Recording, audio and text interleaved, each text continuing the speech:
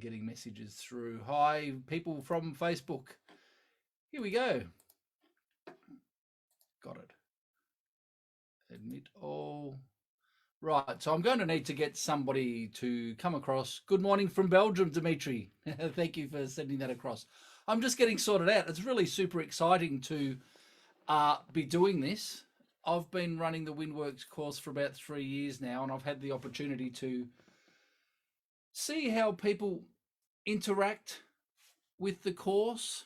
Now, I was the kind of guy when I was growing up looking for information and just going, I'm going to practice and practice and practice and practice, and I'm going to keep working through it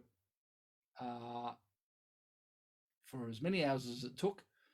And if I had a program like WindWorks, I would have just stuck with it and gone through all the way.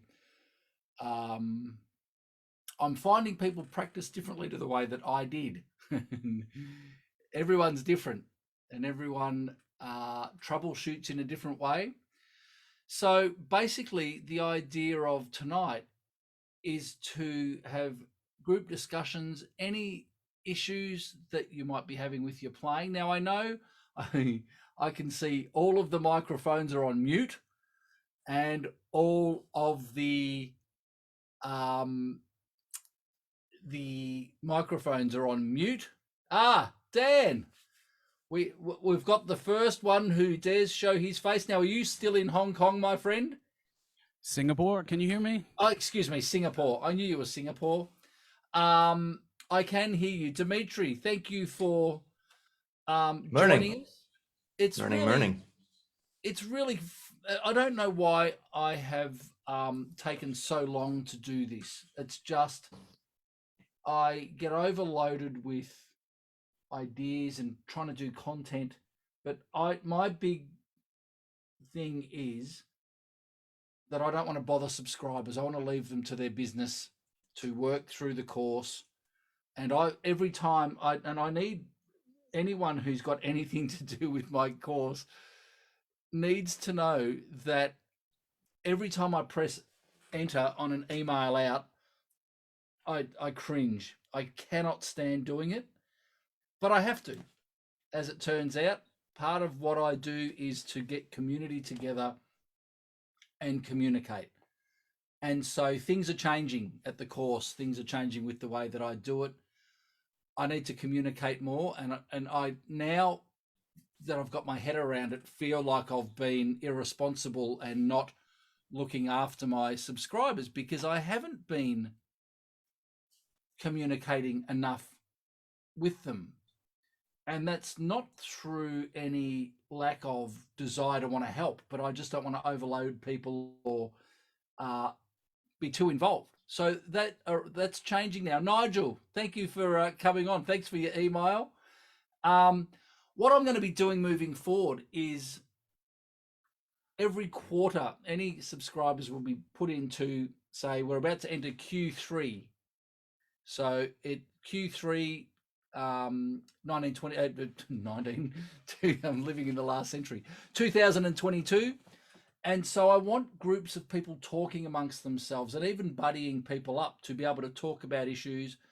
Every week I'm going to do this forum chat, and then I will be engaging in each group throughout the so I'm not going to go back and do Q3 in 2018. I won't be doing that, but moving forward every quarter there's going to be a bunch of people. Let's get into it. Who's got the first question? Anyone? Any thoughts, questions, criticisms, theories? Please fire away. No. Do we hear one question going once, going twice, going 3 times? Excuse me while I very quickly have a look at the Facebook page, because I think some comments might come through there. So I just need to keep an eye on this as well. Okay. So just so you all know, this is being live streamed to the WindWorks page, and it will be recorded for future use. So if you want to avoid Crime Stoppers or anything like that, you probably should turn your computer off now. I'm just being stupid.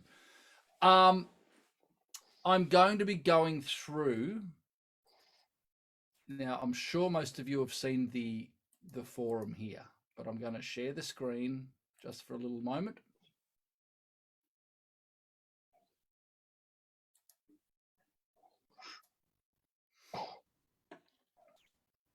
So we've got all of the threads here. Now, everything that I'm doing on Sundays, both I'm doing 7 p.m. my time Sunday night, and then 7 a.m. for the American audience. Everything's going to be run through the forum. So I've got this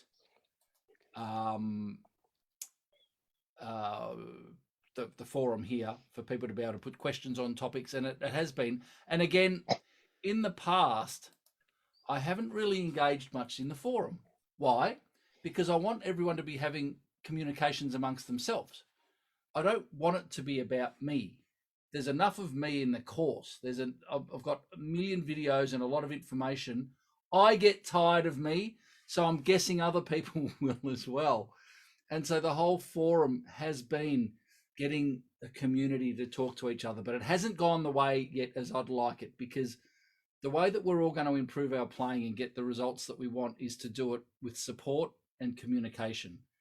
And as I said, I've been lacking in that communication side of things, which I endeavor to improve on. Again, I'm open for any topics of conversation. Are there any? I could go through the illusion of competence video and talk about all of the things that I see people missing out. I can talk to you about the rationale behind the methodology, where it came from, how I developed it, why I developed it. I'm like most of you guys and I know even from the faces that I can see here that there are a variety of players that have been playing for years professionally, big stages, or enjoy sitting at home and practicing, just to play in the community band or just play on their own. A lot of the people that I teach are serious, hardcore pro players that have got to a point where walking on stage creates anxiety, frustration. There's no enjoyment in the performance anymore because of the technical fight that goes on in order to get the job done. That's heartbreaking, and it doesn't have to be the case. So hopefully in the topics that we're going to cover here can help everyone get past whatever issues they are. And a lot of people, and this is, let me give you a little backstory here. I have issues with professional players talking to me. They don't want to do it, understandably. Any sign of a weakness, blood in the water. Oh, someone's talking to Greg. We must have some problems. No, people just want to play more easily, right? And a lot of teachers won't share what I'm saying, even though they're using it with their students, but they won't share it because they don't want to be seen to have a weakness in their approach to teaching. My vibe is we're a community and we should all be learning off everyone. And in my ITG presentations, I've got this slide up that says, I would get you to consider. And that's what we as a community need. And when you do something in the way that I'm doing it on a forum or putting material out on a bigger scale, the knives come out. They do. That doesn't worry me. I don't mind that. What I would prefer if someone disagrees with something that I say is to go, Greg, why do you say that? Why do you say that playing's no harder than humming, talking, or singing? Mantra number one. And I'll go, well, because it's not any harder than that. Can you play Zarathustra or you name the piece of music, In the Mood, by simply going, no, good luck. But playing the trumpet, I haven't touched the horn in a few days. I've been away and doing things, but let me demonstrate. Energize the lungs, relax the body, counterintuitive. Don't engage the abdominals.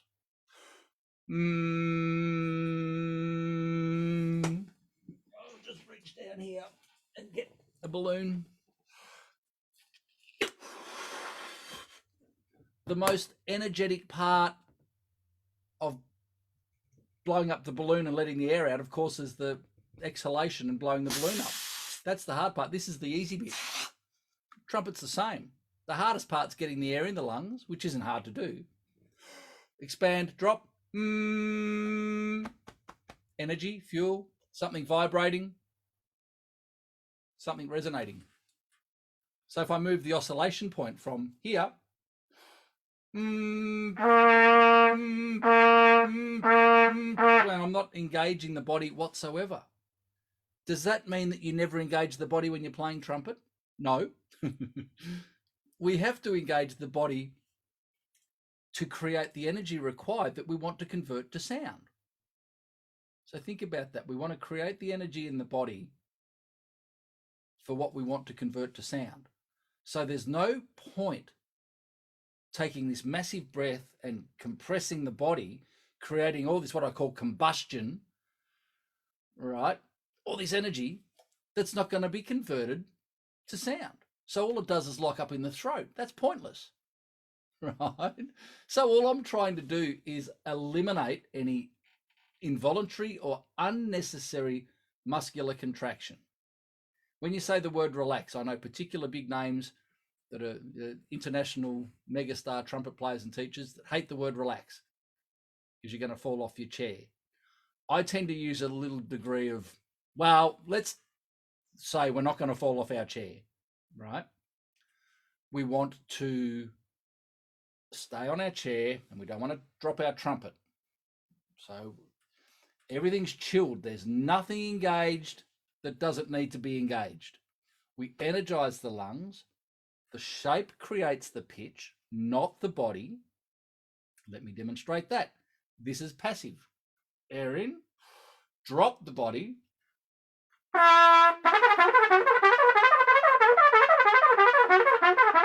There's no activation in the body. There doesn't have to be. Everyone thinks that they have to go push, elevate the abdominals, elevate the diaphragm to increase lung pressure to change pitch. No, you don't. Hopefully that demonstration did demonstrate that. Okay. Oops, a daisy. Admit all. Get people. I need somebody else here when I'm doing this because this is just not going to work out. Letting people into the thing. Not so much of this is from Patrick Nolan. Thank you for putting this, Patrick. Not so much a question, but the idea of these Q&Is is a great building community, even more than the forums. It's great to know that others out there are on a similar journey with your content and hear from them live. I really appreciate this. That's why I think I'm really silly for not doing it a long time ago. But we've all got limited RAM, right? We've only got so much processing power. And I'm good at content, if I do say so myself. I know what I'm talking about. I love what I do.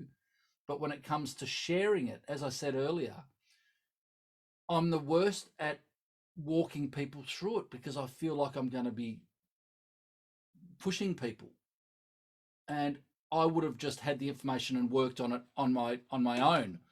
This is not the way it should be done. So it is my pleasure being here. The joy that I get from helping people out with their journey is the contentment that I get now. I'm not performing much anymore. I moved from Melbourne up to the Sunshine Coast in Queensland to run this course.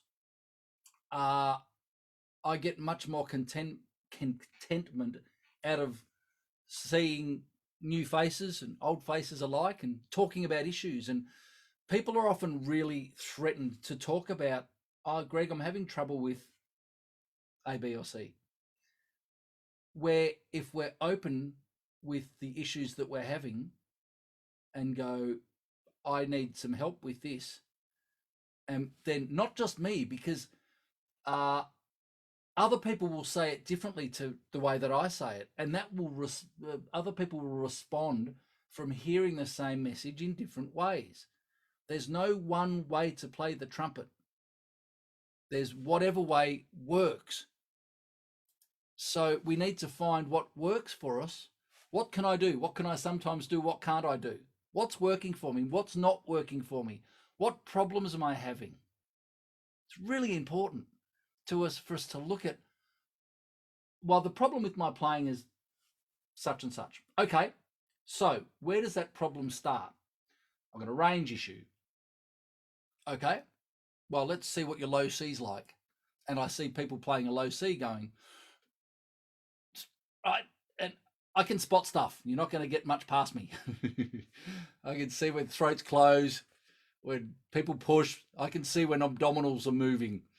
And not that they're on display, but there are a lot of telltale signs that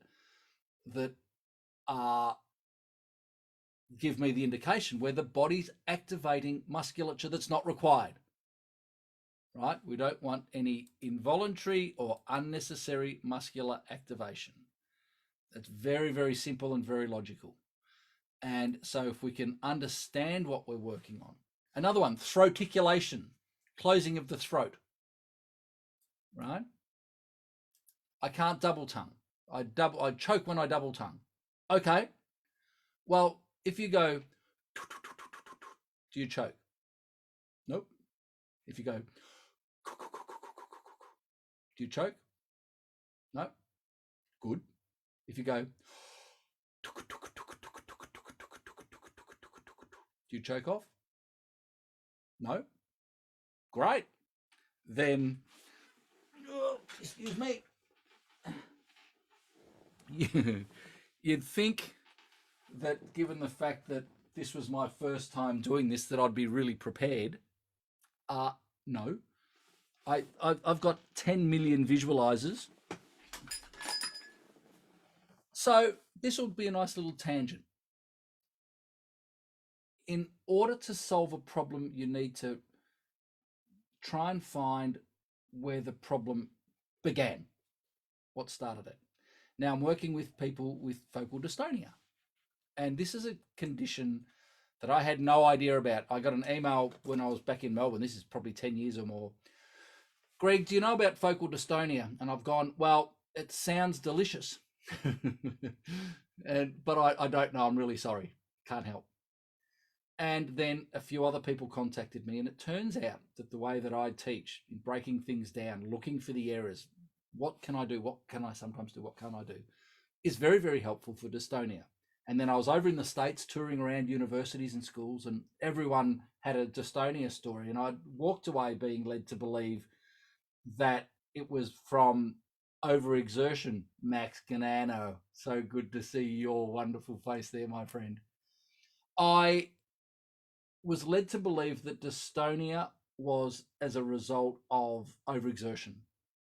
So I came away going, wow, there's this condition that creates all of these like negative body reactions based on years of playing inefficiently. Now that's not the case. And I've copped a lot of, well, not a lot, but I've copped a bit of grief from a few people because they think that I think that it's all because of overexertion. No, that's what I was taught at the start, and I've since learnt that it's a hell of a lot more complicated than that. Why am I talking about this? The segue was this, my friends, with a particular focal dystonia student. Let's just put it, if you don't know anything about it, I'll give you a little example. This is what can happen with focal dystonia, right? The horn comes up, all of a sudden a head starts to shake, you can't breathe, or it might be the minute that the mouthpiece touches the lip, the body starts to react. It's a fight and flight nervous system from perfectionism, from pressure from family, pressure from the environment, pressure from colleagues or people in the audience. It's a very, very extreme part of it. I'll be so careful when I talk about this stuff. Part of it's a very extreme performance anxiety issue, but it's not just that. And it's a very deep neurological condition that needs nurturing, understanding. It's very confronting to the people that have it. It's embarrassing. and most people quit. In golf and sport, it's called the yips. You've heard of the yips before. Well, this is the music yips, right? So I'm slowly getting to the point. This here is a visualizer.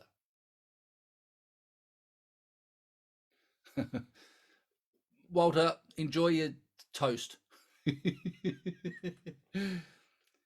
This is a visualizer stuck to gaffer tape with hair ties on it. This here, some people call it a ponytail. No, it's a fiscal COVID anti-haircut strategy that I've got going on. It saved me a fortune. Right? So I needed to eliminate the arms because the arm movement and the contact on the lips was creating the dystonia reaction. This is not good. Oh, sorry. Admit all. So what do? Let's eliminate the arm movement. Let's eliminate the contact point, because with this particular student, there are a lot of triggers. One of them's the breath, one of them's the movement of the arms, one of them's the contact, then sound creation. The concert hall closes up, the throat closes up, the body over engages. It's tragic. Okay. So I'm like, well, let's eliminate some of the triggers. So I wanted for a few weeks to get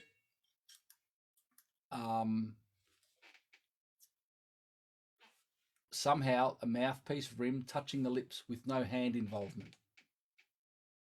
And I asked for a few weeks, and what had happened, she'd gone out and got some elastic and put the process in motion, but we didn't kind of get to where I wanted. And it got to the point during a lesson where I've gone, we just need to get this on the face without the arms being engaged, because it's creating problems that we need to overcome. We need to short circuit this little element in order to attack another element.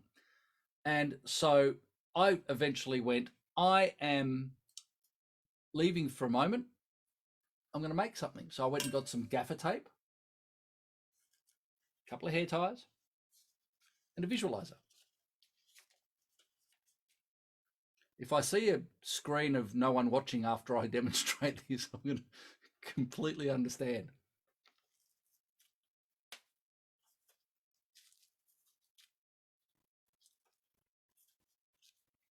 Let's say it's being stuck here, okay?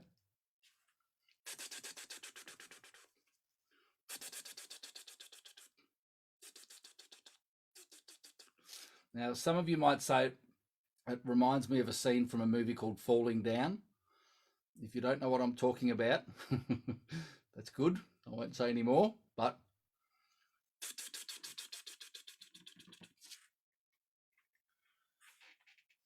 what's it achieving? She can walk around all day long with the visualizer stuck to the lips. Desensitization. Working on breathing. The mouthpiece is already there. So it's relaxing the fight and flight central nervous system.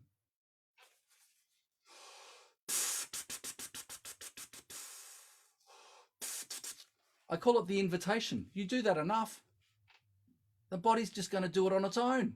You don't have to think about it. It's literally, I don't know whether overseas people say this.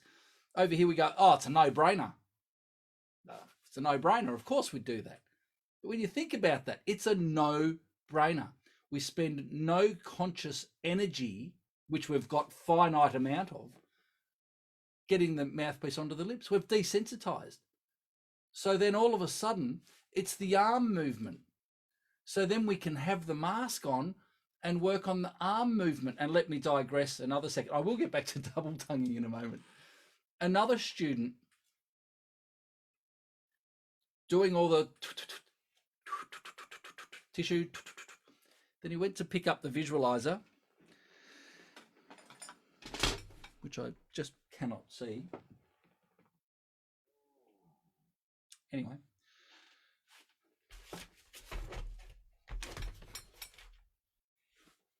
You're seeing the real me here. I'm very professional. most of the time. So, this person got to the point where their visualizer came up and it got to about here and the face started, oh no, excuse me, the hand started shaking. And I've gone, what's with the shaking hand? Oh, the neurologist has told me that I'm starting to get Parkinson's disease, early onset Parkinson's. My dad had Parkinson's disease and I've got early onset Parkinson's disease. Now that's horrendous.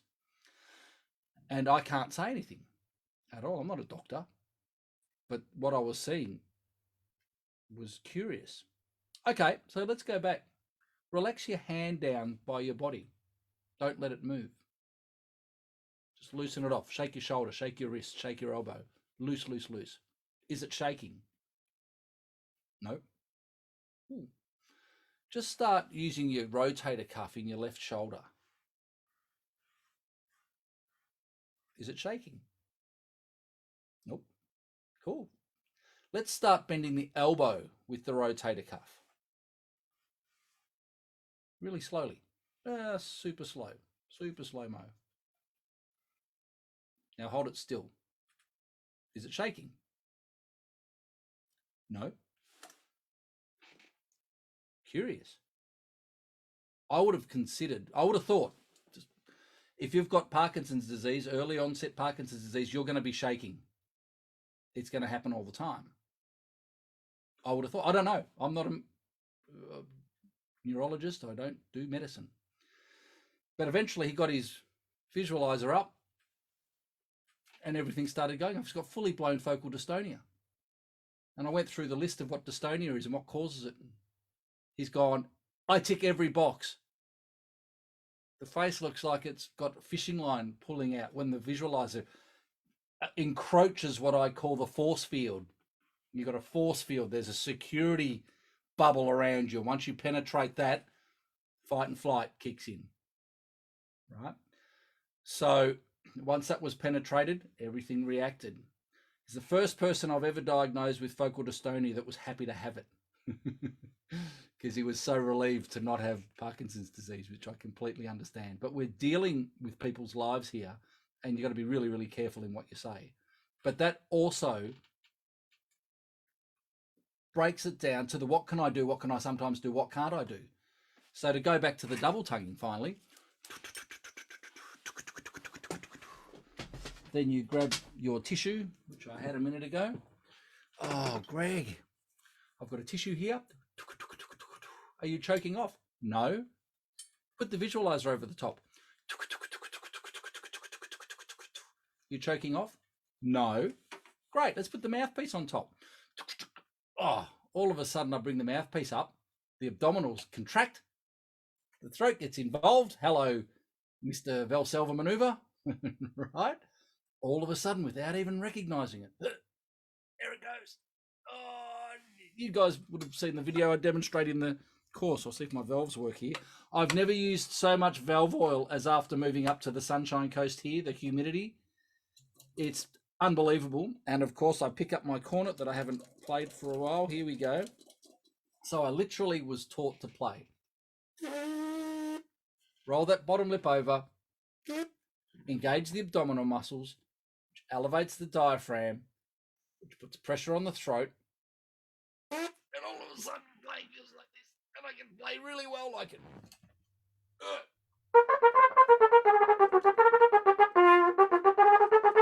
I'll start talking to you. It's hard. And I remember it as well as anything. And I remember in university going, if I have to work harder than what I'm working now to play up another octave, because of course everything was based on range comes from body activation. If I have to work twice as hard as I'm working now to play a high C than a double high C, I'm going to break stuff. I'm going to kill myself. I can't work harder. Everything was like this. I don't mean to offend anyone. I did a 5.5-hour masterclass with Adam Rapper in Copenhagen. In Copenhagen. And I've done 2.5 hours, and he'd organised it. He's asking me all these questions. And if you guys don't know Adam Rapper, can play. I was going first. I wasn't going to go after him. And then he got up and said, there are two sorts of players. There are pissers and there are shitters. And there's kids and grandmas and everything there. And I'm like, he just said that out loud. He goes, shitters play like this, and pissers let it all go all over the place. And I'm like, whoa, okay, he just said that out loud. So did I. But there is the idea behind the picture behind it. That's what we're dealing with. If I could get everyone for the next month to walk around going as an invitation, that's what I want to feel like when I'm playing. I've got a new logo coming up for the Singing Sea series. I haven't got it designed. If anyone does any design, please let me know.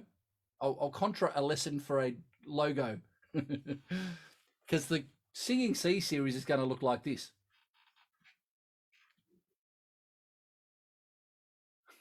Something like that, right? Why?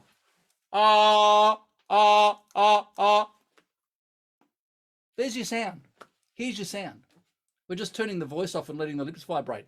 But I don't want there to be an instrument. I want here, concert hall, coming out here, bell.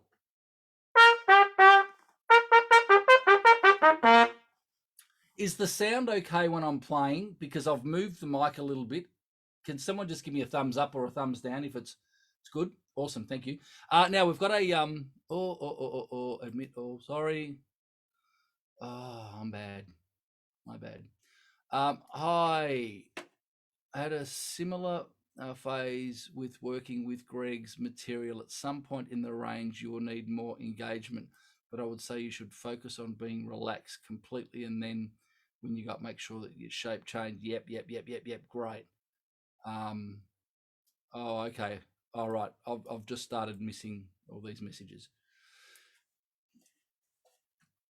Errors are the way to learn, and I'm learning all about the neurology stuff at the moment, and how frustration and brain chemicals on a very remedial level, very remedial, but just enough to be of use for developing our playing. Same as the acoustics thing. I know a little bit. I've studied a lot more of it than most people, but that doesn't mean I know much about it. I just know I know a little bit, and enough to be helpful to people that want to improve their trumpet playing. So the error I'm making here is not having someone to admit people and to keep up to date with the comments. So I will get this down as we go further through. I'll just have a quick peek at Facebook. No comments, so we're good there. I'd really like to hear from someone. Hey, Greg. Yeah, Dan, I have a question. You mentioned throat ticulation. I have a student. He's stumping the hell out of me. He has a throat ticulation like times 100. It's really, it's really, you can hear it in the articulation as he goes. And I just can't.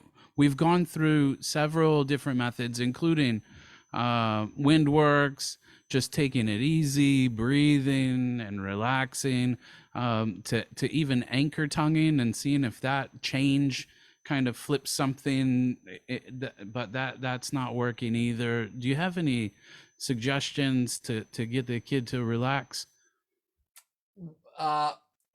Yes, but of course, without seeing him, it's hard to pick up exactly what he might be doing. However, the very first thing is between the teeth,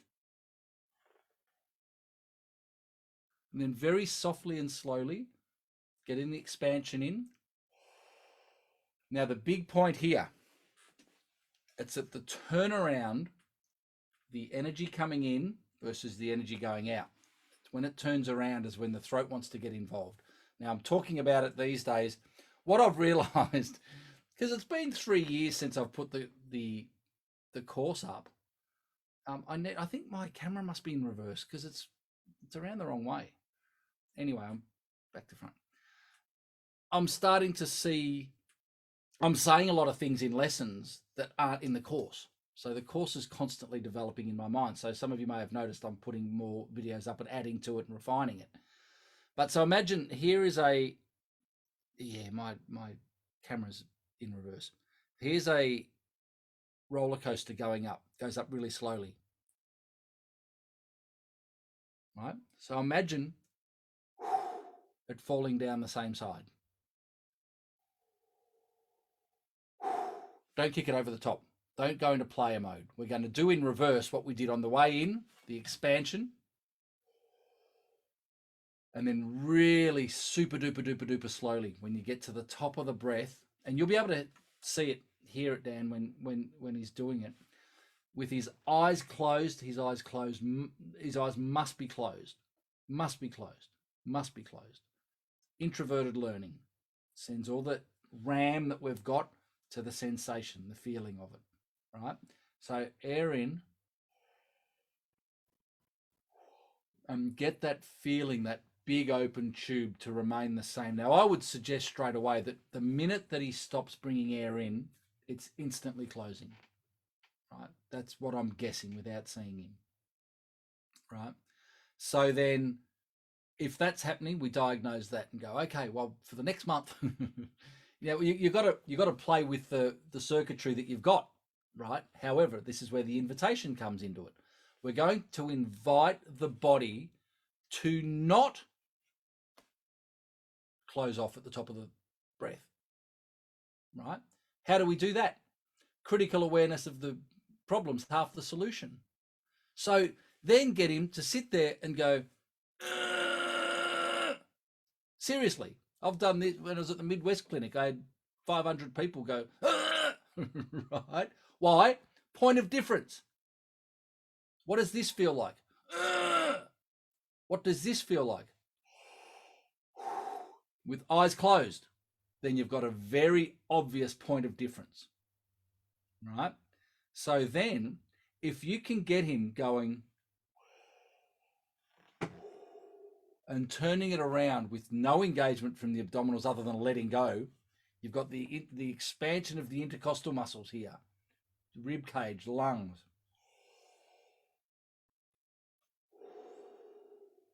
There's a sound to that. Can he make that sound? Forget the trumpet. There's something deeply, deeply, deeply wide here. And then, of course, when the brain flips into performance player mode, it's got to blow, it's got to engage, it's got to push. So instantly you do that, the abdominals get involved and we start going down the Valsalva direction. Okay. So we need to recognize the expansion of the body. Then the energy coming out is just a release of those muscles, the intercostal muscles. If I go from here,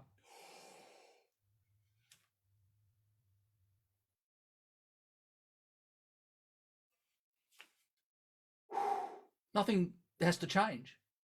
But what everyone wants to do, well, not wants to, but do, is, did you hear that? Now, you may or may not be able to pick up on it. I'm pretty good at picking up on this stuff, if I do say so myself. People who go, how could you tell I did that? I see a lot of people. I see it all the time. I know the signs to look out for. There's a sudden stop of the sound. It just stopped. Versus, there's no stop there. Can you hear the difference there? No? Anyone? Give us a sign. Yay? No? Yeah, good. Because there is a distinct difference, right? So it's right at that point. And that's why I use the finger. It gets the back of the tongue down. I used to use the breathing tube. Not everyone walks around with a breathing tube. Everyone walks around with a finger, right? Super slow, super soft, eyes closed.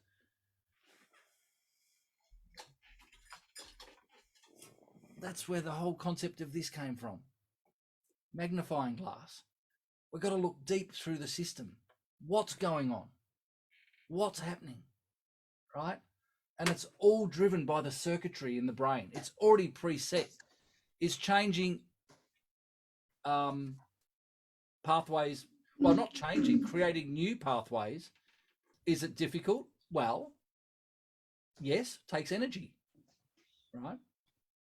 It takes repetition of pure process. What do I want? What don't I want? 2 days ago, I went out and played the game of golf of my life.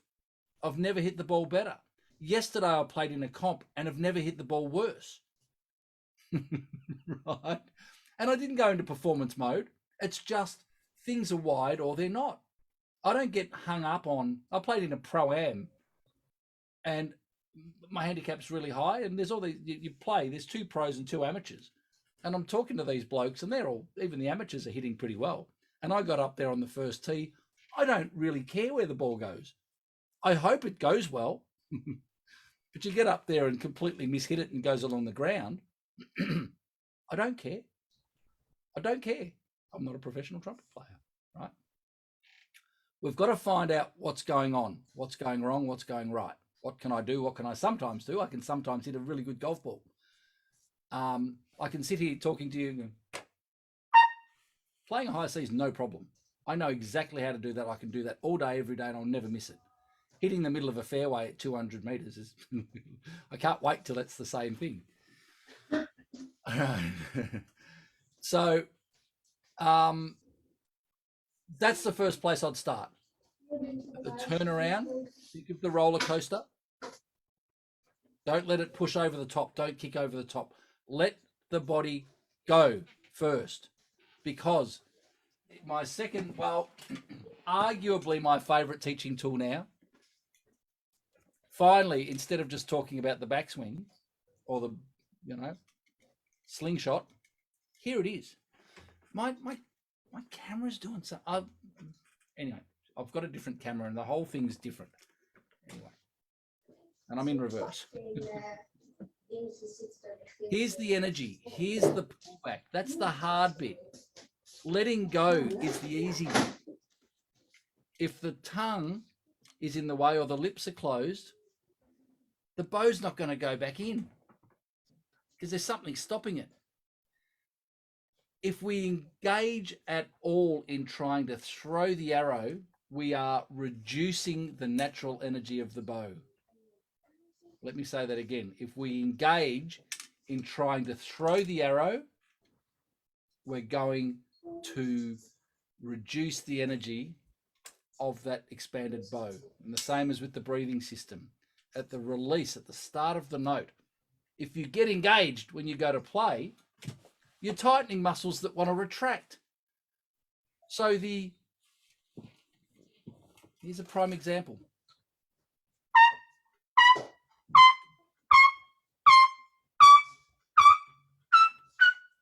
I'm not using the body at all. The pitch change is coming from the mouth. The start of the note is what I just did then. The release. Then if you want to go, oh, it's got to be long, then you go. So you release and the body has to get involved. Or what I did then was actually preset the volume. I created the amount of combustion, the amount of compression, energy, whatever you want to call it, to sustain the sound that I wanted to make, right? So that was actually preset shape, preset energy that's been converted to sound. If we understand that concept of the release, that's releasing the abdominal muscles, that's letting the intercostal muscles. It's releasing the bow. It's not engaging to blow. It's releasing the energy that's been created from the pulling back of the bow, from the breath in. Let's use that. Let's not use anything else that we don't need. Can I elaborate on this question, Greg? Yes, please, Walter. I think I understand and I can practice like this, but I find it's really difficult to do this when I have to practice the step notes. Because then my system says, okay, I have to compress to get the note out loud and on the right moment. Is it just a matter of doing this process of really being relaxed and releasing just in a very quick way? Because if I if I say, sorry, you go. Yeah, if I say, okay, I'm gonna have to hit this high C, loud, like a step note, it's like, but that's not, you know, then I close off, I compress, and then release, but then everything is stressed and tight. So then your process of releasing and letting the air go, I just don't have the time to do it for a stab note. Or can you elaborate on this issue? My brain, well, it's changed. Once upon a time, it wanted to send the golf balls left into the trees. I worked on it. Now it wants to put it right into the lake. Right. So there's the 11th hole. I'm talking of a particular hole where that is what happens. I used to slice it, now I hook it because I'm changing things. We're wired to do something. Now, to create a new pathway, to get a new response, requires the learning process of understanding what we're trying to achieve and what it feels like, what it looks like, what it sounds like, visualization. Then you're halfway there, Walter, because you're explaining to me the problem, which is great, because there's your point of difference. You know what you're doing wrong. So then we go, well, where does it break down? Do you have this problem on a low C, first of all, or on a first space? No, not anymore. A or a D, a G above the stave, a high C, a double G, a double C. Where does it start, right?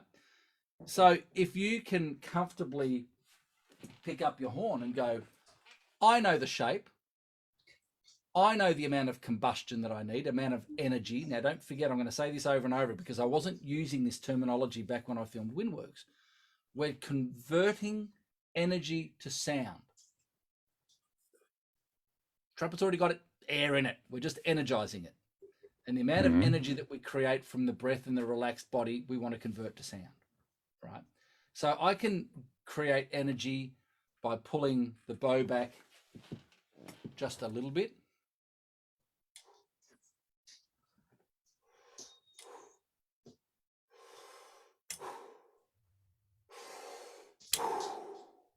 Right, so there are different degrees of energy creation. Then I put the tongue in the way. And this is the next step with Dan as well, with your student. If the throat's open all the way, then when you relax the body, is there anything grabbing? If not, so we're talking about the same thing. Then if we put the lips or the tongue in the way, does the throat close off? If you're not sure, get him to go, start the airflow first. Then we can become abdominal. Let's build it up a bit. When you start to engage the body a little more to increase the pressure, does the throat start to grab? That's where it starts to grab with all of us. It wants to. Does it have to? No. Does it? Yes, at times. But if you're aware of the feeling, you go, well, I know that I don't want to do that. So then I go, well, how much energy does it take to do it on a middle C? No breath in, just the air in the mouth. However, the note's not very long. So we go, oh, we need a bit more energy to play it for longer. Okay, what's the volume? Pianissimo. I'll just pull it back a little bit. Oh, we want it loud. Right? We want it loud and short. Did anything change in the process when you went from soft to loud to short to long? Right? With the magnifying glass on the throat. You know the feeling that you want. Oh! All right? We want this to stay nice and resonant and open. Okay? It doesn't. And you feel like if you hold your breath, it can be done without building up tension, because from a singing teacher, she said, you know, if you fill up with air and you hold it, then you already start building up pressure in your body, tension in your body. Completely okay. There's a few elements here. Yeah. If the misconception is, and my editor of my books, when I said to her, and when I put to the first book, the glotis doesn't have to close at the top of the breath. She goes, yes, it will, or the air will come out. And I've gone, no, it won't, because there's no reduction, right? So when you say the word tension, I'm going to substitute that for activation, because activation is tension in a way, but it's not negative tension, right? But if you expand, what's holding the ribs out here? The cartilage, the muscles around the intercostals, right? Around the ribs. But there's no pressure in the air. This is where everyone goes wrong. There's no compression. Yeah. The air in the lungs is at atmospheric pressure, right? If I could blow up a balloon but turn it into concrete, right, so it's not going to reduce, or solid plastic, there's no compression in that balloon. The only time there's compression is when you relax the body, and even then it's limited compression because it's still escaping through an aperture, but the pressure builds up because the aperture is smaller than the throat, smaller than the trachea bronchial tree. If it was the same size, there'd be no, so there's a slight amount of air pressure build up because you could hear it when I did that. So then when you've got the body expanded, the air in the body is still at atmospheric pressure until you either elevate the abdominal muscles, pushing up the diaphragm, creating that internal compression, or when you relax the body and the body starts to reduce and the energy starts to move. Then, of course, like I demonstrated here, if we take the breath but put our lips or tongue in the way of the air, then there's compression. Now there's compression. And what do I need to do to release the arrow? Is to just move my finger, i.e. move the tongue, or move the lips, open the lips up, let the energy flow. The big problem is we I heard a new term. I had a Korean student over here, fantastic guy. We're going to do an interview. He's a big recording artist with Universal Japan, going back a few years. Winterplay is his name. He's got ADHD. I teach him online. I've learned a lot about ADHD. He came over for 2 weeks to do sessions, right? And we went next door. The Koreans are very much into their food, what it looks like. Got to get a good video photo for Instagram, right? Lighting has to be right. The pizza base was soggy. This is not good. Not enough heat in the pizza oven, apparently. The next day we come in to do the Singing C series, and he starts loading up to play a low C, and everything does that. And I'm saying, don't burn the pizza. Don't create more combustion than we need. Don't do that. So there is a particular degree of energy, combustion, compression, whatever you want to call it, required to play any note at any volume. And we're all looking for that optimum balance of energy activation, shape. Shape equals, the tension of the body, the lips, and the flow of energy. And if we find that optimum flow, then playing's going to be free. That whole feeling of the throat building up is, we can only, again, convert the energy through the bell into sound. What doesn't get converted to sound gets caught in the throat. Excess energy that's caught back in the throat. And when we use the tongue, that exacerbates it. And Dan, I suggest with your student, most of the would happen when he's tonguing. because the abdominals are elevated. We need to get him. When you've got a problem, you know, I've got the concept of go to the extremes. If you've got a problem, exacerbate it, double it. If you've got someone overdoing their abdominals, if they're activating the abdominals at all when they're articulating, get them to really eyes closed, fingers on the abdominal wall, kick. What does the abdominal wall feel like? Oh, hang on a minute.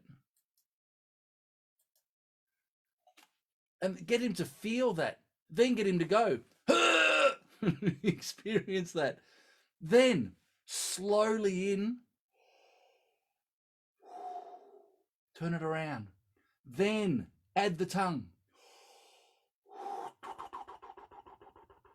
Really lightly. And you'll be able to pick straight away. Oh, as soon as the tongue moves. The wiring's there. Right? It wants to do it. It's so hard to switch off. Can you switch it off? Yeah, of course you can. So what do you get him to do? You could get him to breathe in. You can't activate the abdominals and push up when you're sucking in. I've never done that before, but this is, we're trying to short circuit, find the cause of a problem. If you're breathing in,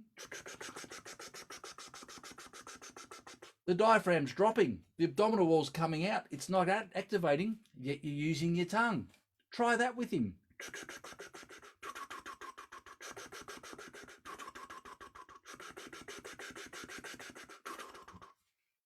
Give it a try, you know. Feel free to jump on Zoom and give me a bell and I'll have a look at him for you. It's no problem. Okay. Yeah, cheers for that. Walter, that's what I'd be saying is if it happens on a middle C, does it happen on a C sharp? Does it happen on a D?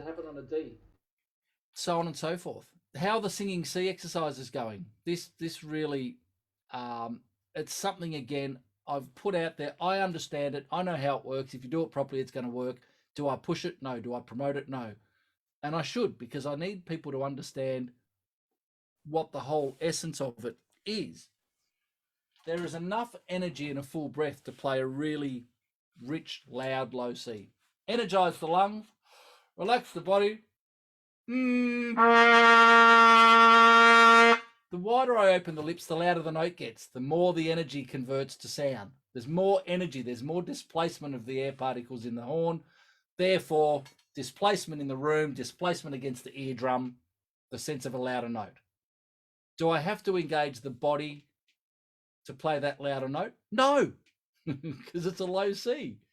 If I stay passive, by the time you get to a middle C, it's pianissimo.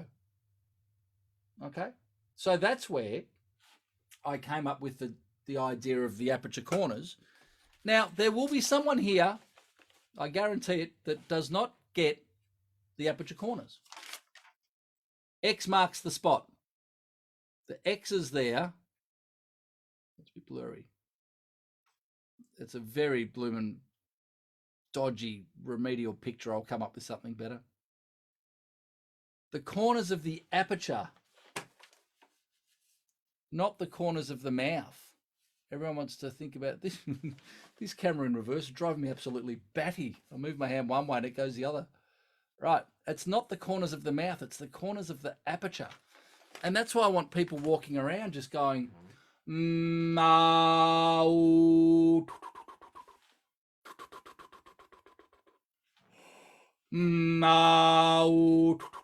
that's a pedal tone. It's got nothing to do with pitch. It's got to do with feeling and understanding of the mechanics of the system. Aperture corners in, body resonance, concert hall open. Why do I call it the body's concert hall? Because when the energy from the body impacts the air that's already in here, there's a reflection back of the energy. And I want the reflection going back into a concert hall, not a tiny practice room. Think, sound back in. I guarantee if you sat there and you picked up, you did this for me. Another thing I'm adding to the singing C in the course. Eyes closed and feel that, it's loose, open. Then you go to play, you'll get a degree of, it changes. Why? Because of the pressure build up. Oh, because of habit, number one. Pressure build up in the body, activation of the abdominal muscles, elevation. Could be a number of reasons. We're activating musculature that's not required. We simplify it. Pull the bow back. Release it. Aperture corners. There's playing. Now, just because we're changing pitch doesn't mean that all of a sudden the body has to activate and tighten everything up and choke off and make it difficult. Oh, hang on. I think I just admitted myself, did I? Don't know how that happened. I'm already here. Does that make sense? Has anyone got any questions about that? I'm really curious. No? And what I want to reinforce here is I'm going to be more involved in the forum. I have just got this. I just do not want to be overburdening people and getting in the way. I want people talking amongst themselves. However, for these Sundays, and I'll be back on. Is anyone from the US here, or are we all sort of? Oh, Max, of course. What time is it over there, mate? 6 a.m. Yeah, 6 a.m. It started at 5. That's why I'm asleep. Ladies and gentlemen, I'd love you to meet Max. He's one of the most beautiful human beings. Loves the trumpet. Has taught school music for years and years. Performed.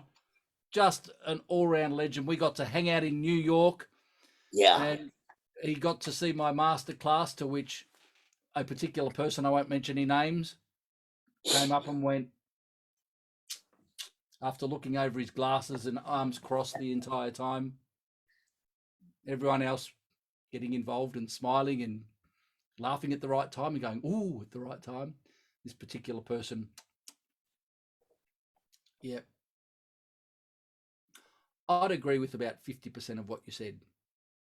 To which I wanted to reply, well, congratulations, you're only 50% wrong. Of course, I would never, ever do that. I would never do that. What I would do is go, oh, I'd love to know why. What did you not agree with? But that information wasn't forthcoming. The I would get you to consider wasn't forthcoming, but because I said things that go against the grain as far as sound creation goes, it creates a bit of conjecture, should I say, Max? Anyway, but I think the general vibe was, that makes sense. Let's go away and think about that and talk about it. It was a great fun hang. It was really good. Yeah, it was great. So the Singing C series, we create the amount of energy required. Now, if I'm going to play a long, loud, low C, notice there, within 2 seconds, it starts to decrease in volume, right? But it's no harder than humming, talking, or singing. Something vibrating. I'm just engaging the aperture corners. I'm not pinching the middle of the lip down. This is the big thing.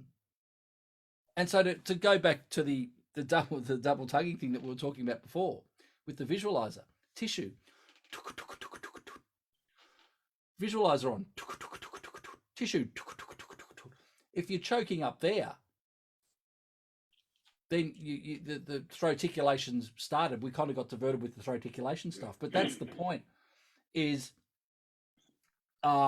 if we're trying to find the spot where the issues begin, and it's the same with the Singing C series. Thanks, Dan. You're a legend, mate. Now I can hold the low C out. Now I've got to engage the body to make the volume maintain. To maintain that volume requires abdominal contraction because we're running out of energy. We need more energy. Let's create that energy, right? Then if we start using the tongue and going up higher, let's say I'm going to go from a low C. Oops, a daisy. Oh, sorry, folks.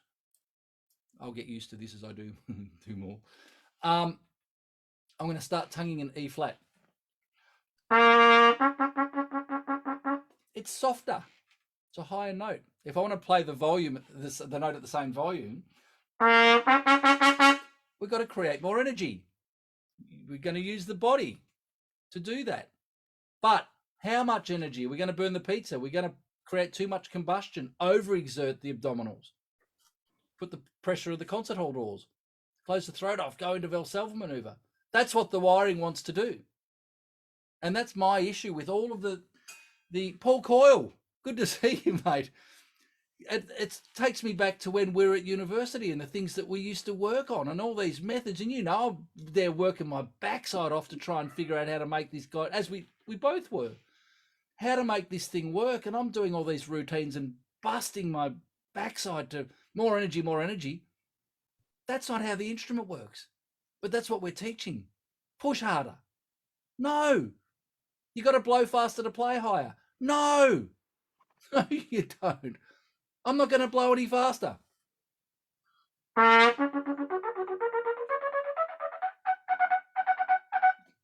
went up an octave and a half and didn't blow any faster. The velocity was faster. Why? Because the aperture corners changed. Now, I've seen the argument. Yes. When the aperture corners firm up, you do that as you blow faster. Well, how about let's not focus on the mouth then? Because generally people don't understand the mechanics of the mouth. So if you just say blow faster, you get a lead pipe out. I don't care whether you're a professional or a beginner or whatever. If you give no thought and do nothing with your mouth and blow faster, you are not going to go past that next harmonic. It's not going to happen. However, if you don't blow faster at all and go and change the bit, just check out the Bernoulli principle. Check out the bit that's changing the velocity of the energy, then the pitch is going to change, right? Then if you want to change that pitch and you want it to be louder, then you engage the body to what? Say it out loud, create more energy, right?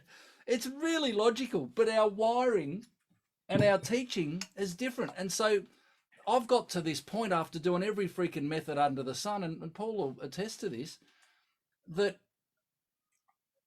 it doesn't matter what method you're going to use. If the wiring in the brain behind it is the same, the process is going to be the same. We're not going to change anything. To change something, you've got to actually change the process, which is change the wiring. That's why I decided to demonstrate learning playing golf left-handed, because it feels insane, ridiculous. That's why I'm doing it, right? To show the development, the improvement. And I know people will look at these golf videos and go, what on earth is he talking about? It's about the learning process. And we can use this learning process with trumpet, with any skill that we're trying to develop. Right? I just interviewed yesterday, I've got to put it up, a young professional named Cassie Porter, right? And she's 19, ranked 348 in the world at my local course here, and her coach. So interviewing them was awesome. What was it about? How to develop a professional brain.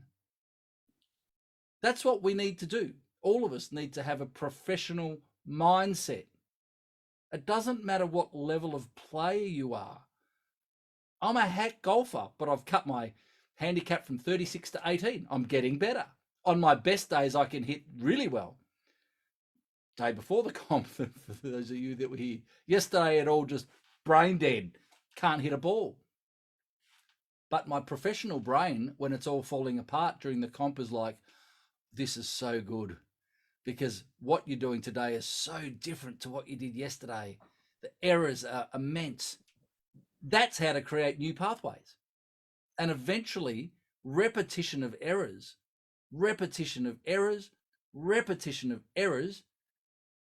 that's what I want. That's what it feels like. That's repeatable.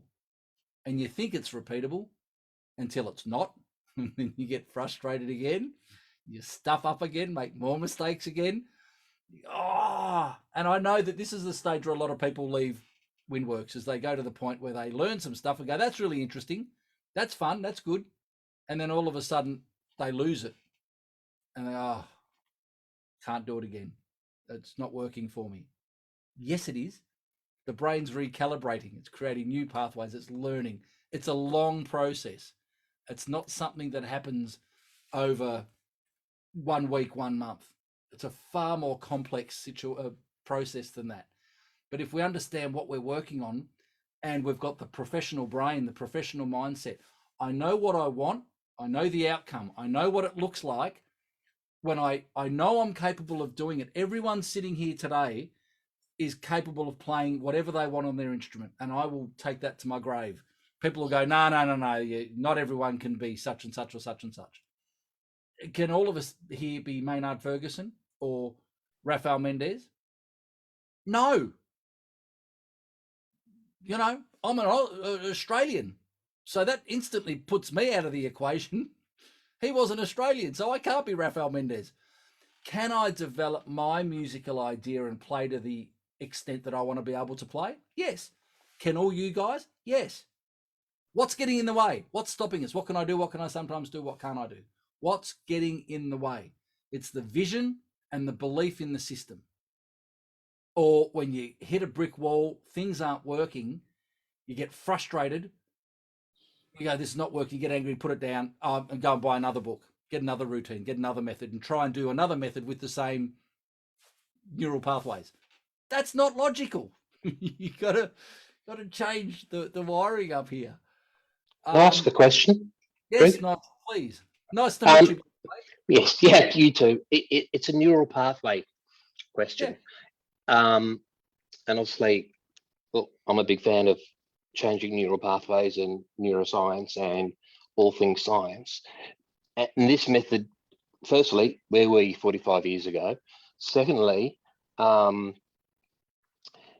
if I'm slowly changing my neural pathways with this new method, which is what I'm doing, I don't want to reinforce my old neural pathway.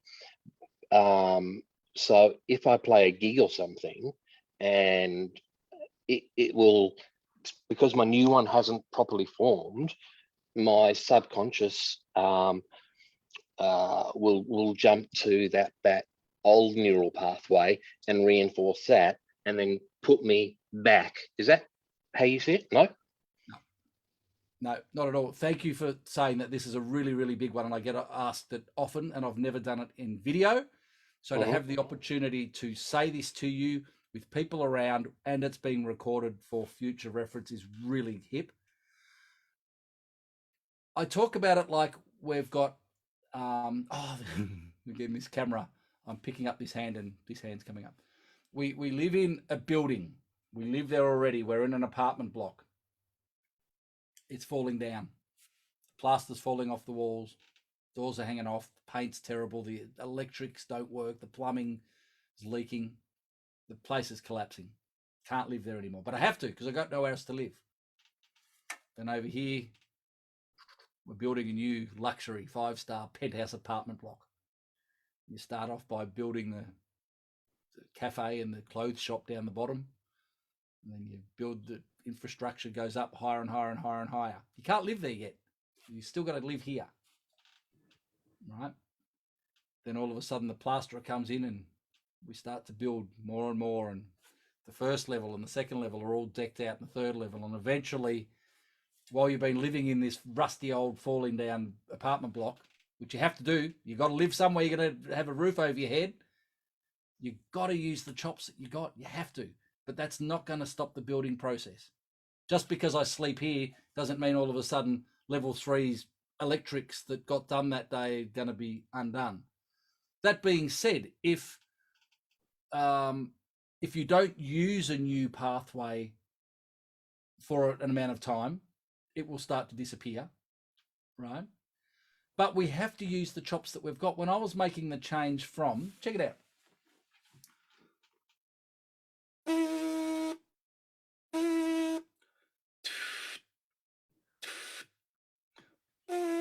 So while I was back at uni with Paul, Victorian College of the Arts, guys, you'll see Mr. PC up there with more hair on his face than me, but not as much on his head.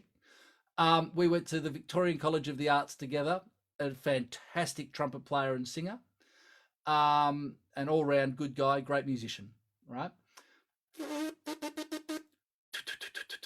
A whole different process of playing. Firstly, that's not the sound of a trumpet. Why do we lip buzz? We could talk about that for 3 hours, but I might divert. We don't need to lip buzz, right? But if we need that sensation for someone who's never played the horn to get a bit of a vibe of lips buzzing, well, okay, let's do a little bit. Let's do it nice and free. Not this.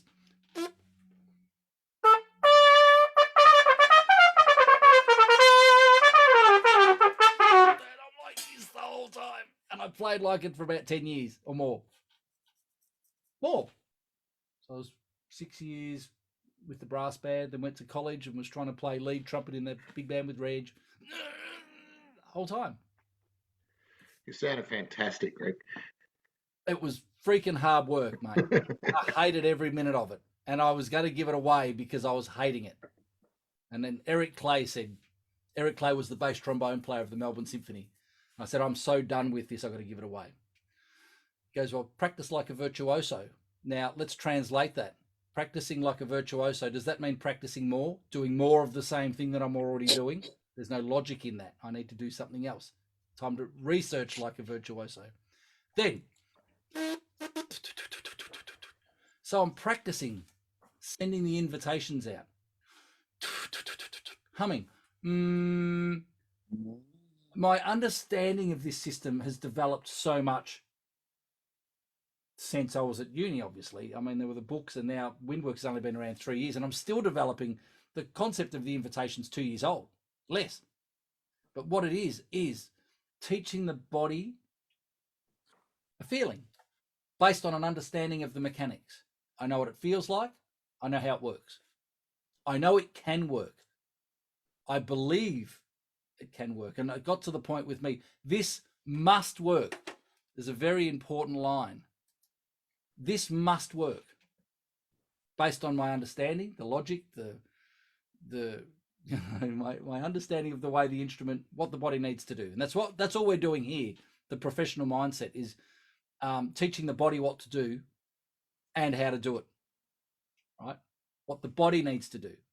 And it's not force. It's not all this a massive amount of energy that everyone wants to use. It's from my own experience, right? So all of a sudden I'm working on getting the air out, energy flow, tissue.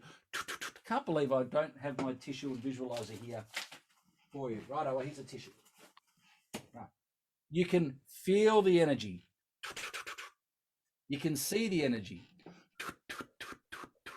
Do I become active when I put the tissue in front of me and start using the abdominals? No. Do people? Yes. Right. Should they? No. But I want you to see the energy that we're going to what? Say it out loud. Convert to sound, right? So we've got the energy we're converting to sound. I understood that this must work.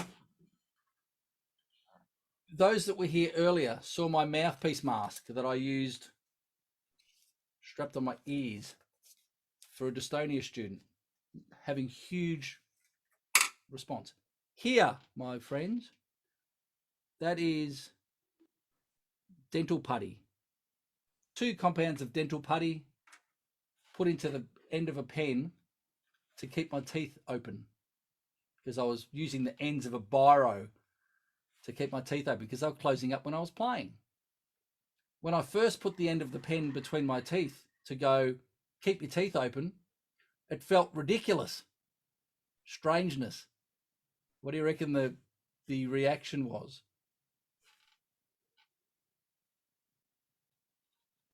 Thanks for coming. What do you think my brain said when I felt that experience of energy flowing? That can't be right. That feels ridiculous. So what did I do? I got it out of my mouth and threw it in the bin. Never do that. Never tell anyone you did that. That's what went through my mind. And I remember the studio, Paul, I'm not sure whether you ever came around to Bell Street, my front room there, but in that studio there, that's where I can vividly remember, don't tell anyone you ever did that. And here I am now talking to people all over the world about it. It's really wild. Why? 6 months later, see, they're still closing up. This must work. End of a pen between the teeth. No, that's not it. Throw it in the bin. 6 months later, this has to work. It feels different. Get over it, because what I've been doing isn't working. That's the toughest thing to do. It feels wrong. That means what I have been doing is right, but it's not right because I'm killing myself. What I've been doing is wrong, so maybe what feels different is right. So let's start to embrace that. But I was chewing through so many ends of biros that I got 2 compounds of dental putty, mixed them together and put them in the lid of a pen and cut them up, and I'd practice with them between my teeth. Then I need to get this vibration happening. Arnold Jacobs says, I need to keep an eye on the time. The instrument stimulates old habits. So I go, well, maybe I should try it on trombone. Always wanted to play trombone. What the heck? And this ties into, Nigel, what we're talking about here. Let's play trombone. So I'd pick up the trombone. No issue there. And the lip would start really freely vibrating. Throat would stay nice and open. And I'm making not a great sound. I'm learning the trombone, but I'm making a sound on it. That's interesting. That's a nice feeling. Pick up the trumpet. Lips clamp. Body engages. Go into player mode. Got to play the trumpet now. No, don't do that. That's the way you did it before. What does it feel like? Close your eyes. Think between your teeth.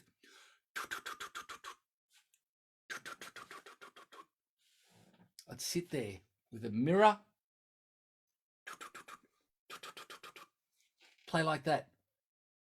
I couldn't play like it, but I understood this must work. It feels different. I want to make a difference. So I'm going to go down this path and just keep inviting the body to do it. And it got to the stage, and I remember this as well as anything. I said to my wife at the time, Vanessa, I'm going to stay here for as long as it takes. I might not be out for a month. I'm going to sit here and do the process. And so I've got another concept coming up called the no C. We've got a low C. We're now going to have a no C. You know what to do, but no note works. No notes happening. I'd happily see you all sit there. You've opened this up. You've dropped the body. The energy's moving. There's no note happening. Who cares? Sit there and do an hour of no C practice. That's what it feels like to play, right? Then when you least expect it, and when I least expected it was about the 26-minute mark after saying to my ex, I'm not leaving until this works. And all of a sudden, not, put the horn on, and a note went. First time ever, and it felt insane. It felt easy, and I thought, that must be it. That must be it. Can I play all over the horn like it? No. Can I with practice? Yep. Don't try and do it again. I put the horn straight down because this was a brand new experience. First time it had ever happened. I know myself well enough to go, if I try and repeat that process, I'm going to screw it up and just revert straight back to Greg 1.0. Right? If I had to go out and do a gig that night, which I did, then I can only use the chops that I've got. Does that undo the immense power of the experience that I'd had when I put the horn down, went and put the kettle on and made a coffee? So I call them coffee moments, because that's when the brain starts going, wow, that felt different. Play like that, right? But I could only play a low C. So when you look at the course and see the way it's developed, everything that I do is about What's working, what's not working? What can I do? What can I sometimes do? What can't I do? Can I play a low C? Ah, nice and open. Yep. Is it repeatable? Yep. Can I do it every day? Yep. Got it. Good.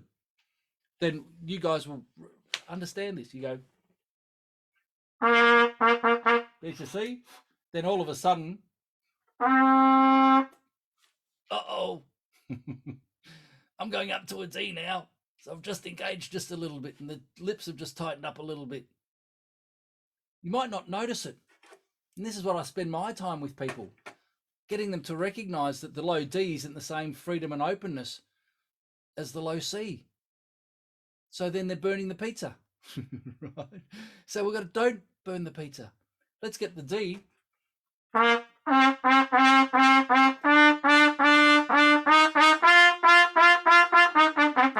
can't tell you how long it took from the time I discovered that low C to find the G with the same feeling and openness. I don't know how long it took, but I didn't have anyone telling me how to do it. There was just a big self-discovery process of unlocking, but it's not unlocking. That's why I call it Greg 1.0, Greg 2.0, because the pathways still exist. I can still do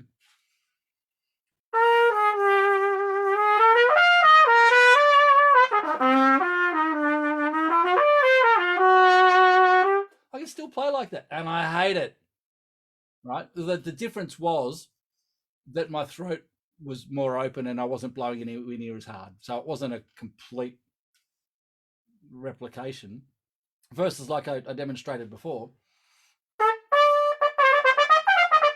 Versus air in, drop.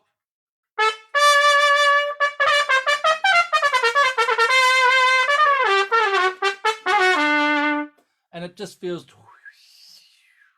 open, just giving the nice little amount of energy when we need it, changing shape, and it's all synchronized. So that's a very, very, very, very long-winded way to answer the question that you're not going to undo the work that you're doing by going out and doing a gig. The best thing that you can do psychologically is stand on stage and go, it's okay, I'm working on it. I understand how to do it. I understand how it works. I know what I need to do. I keep inviting the body, and all these different invitations, right? This one, people can go, as soon as their hands come up and start tonguing, the abdominals become involved. That's an error. Don't do that. We start changing the mouth to do harmonic slurs. The body starts becoming involved.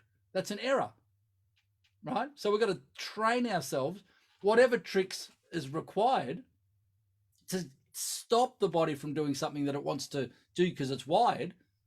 Create a new plugin. We're not doing that anymore. And there's no limit. Be creative. Find whatever trick you have to, for God's sake. Have a look at this.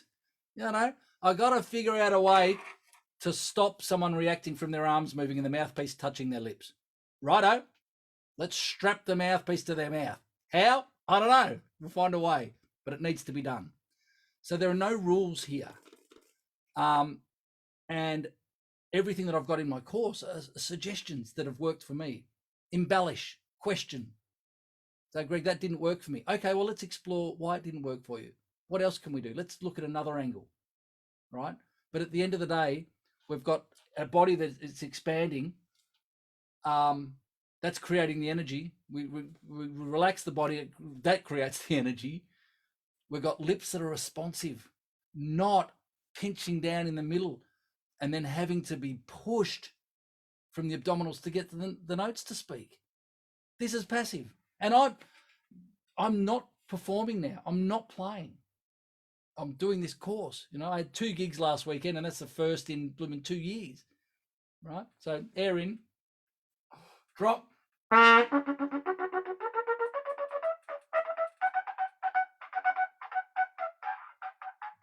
So I'm tonguing A flats above the stave. There's no activation in the body whatsoever. Does it sound good? No, I'm not trying to make it sound good. It's a psychology exercise. Can I change pitch and tongue and put valves down without the body engaging? That's a yes or no question. Well, it's a yes or no question, but there is a severe illusion of competence that goes on. And people go, oh, I'm not becoming active. And I see this. No, I'm passive. Like, yeah, no, you're not remotely. So another thing that I'm adding to the course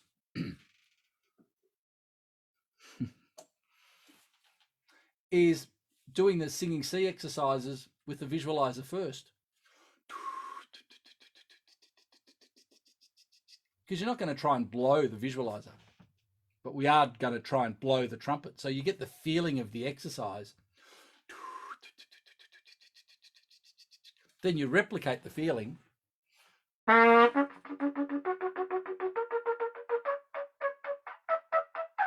many repeats do you want to do on each note? It's up to you. There's no rules. What are we working on? Why are we working on it? Then the very last of the exercises,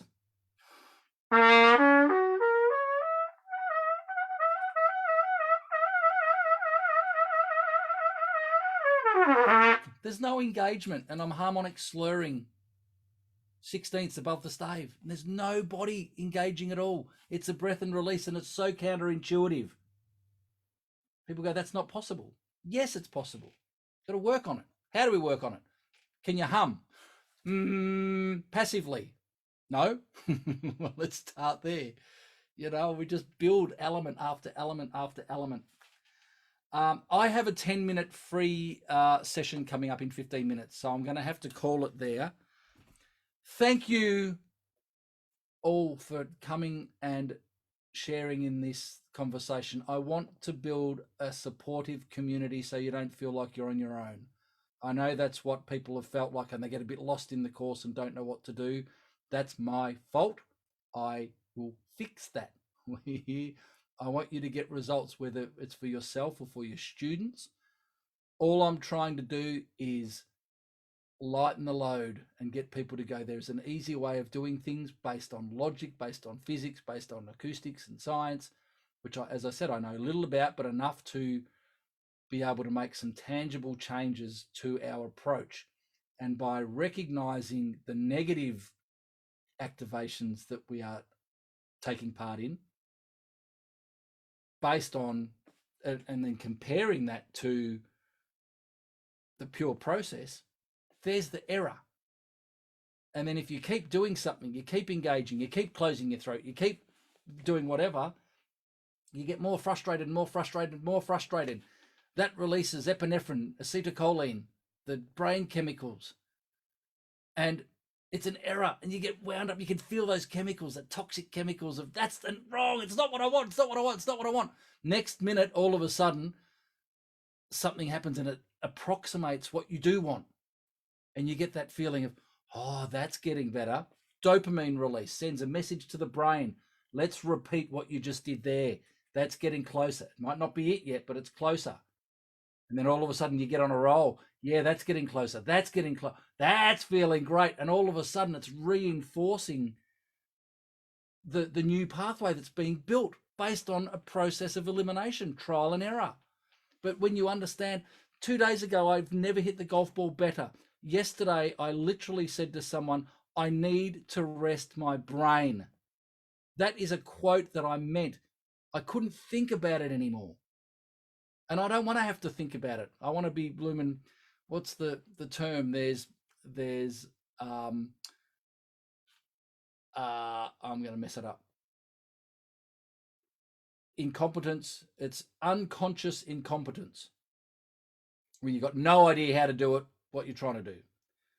Then you've got you've got conscious incompetence. I know I suck at this. I know what I'm doing wrong, but I'm aware of it now. Then you've got conscious competence, like where I'm at with my golf. I understand the golf swing, right? So I've got conscious competence of what I need to work on. I still make a lot of errors and I learn from them. Then you've got unconscious competence, where you don't have to think about it. It just happens. As I said, I can sit here and play a high C for you all day, every day. Can I hit my best drive each time? No. There are too many moving parts that have to be wired. But you get up there and you do your practice swing with your eyes closed and go, what do I want it to feel like? And then when you stand over the ball, you replicate the process. It doesn't matter where the ball goes. It doesn't matter if you miss the freaking ball. That's the learning process. You've got to stay true to the process itself. This must work. This must work. Based on the fact that I know that the club head's going to hit the ball. And if it hits it at the right spot, the ball's going to go the right direction. But we get over the golf ball and try and hit at the ball. Can't do it because it changes the processes that we're trying to work. That's why picking up a golf stick or picking up the trumpet is the worst thing you can do to try and learn how to reprogram your trumpet playing. But you've got to also do it as your point of difference. We do the processes. We know what it feels like. We know how it's supposed to work. And then we put the instrument, we try it on the instrument and nothing works. We go, great. The no C. Try it. Do the process and just sit there for half an hour just going.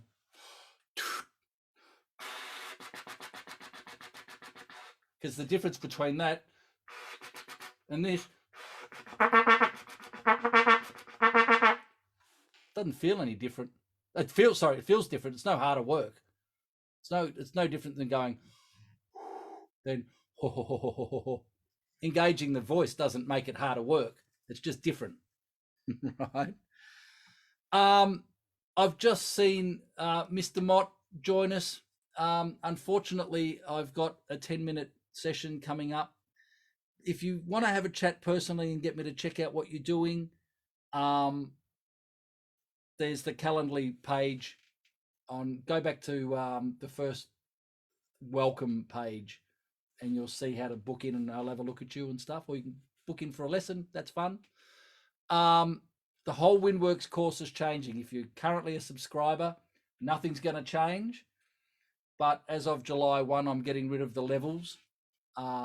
It's not working the way that I had anticipated or wanted. And so I'm opening up the whole course. So everything's going to change. I'll put it all out in an email and everything. End of the day, whatever it takes, whatever your goals are, I'm here to try and help you out. Okay. And I'm going to put people into groups and they can talk amongst themselves.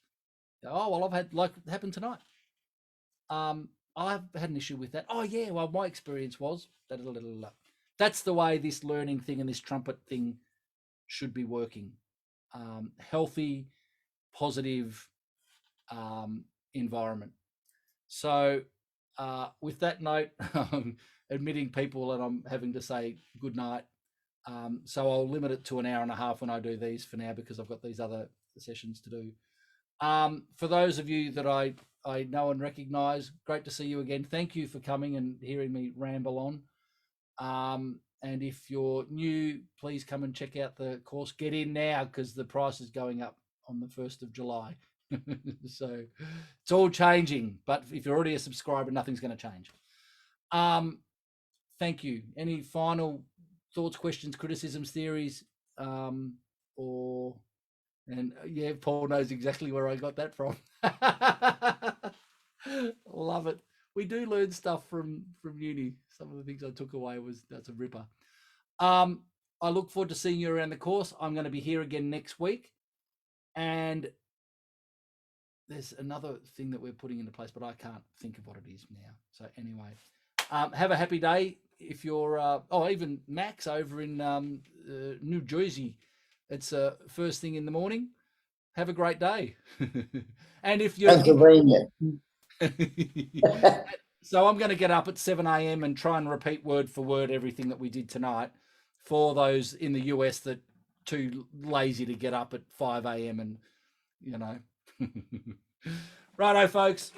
I'm going to press end now. I will be uploading this video to a YouTube link, and it will be on the WindWorks members site and on the forum.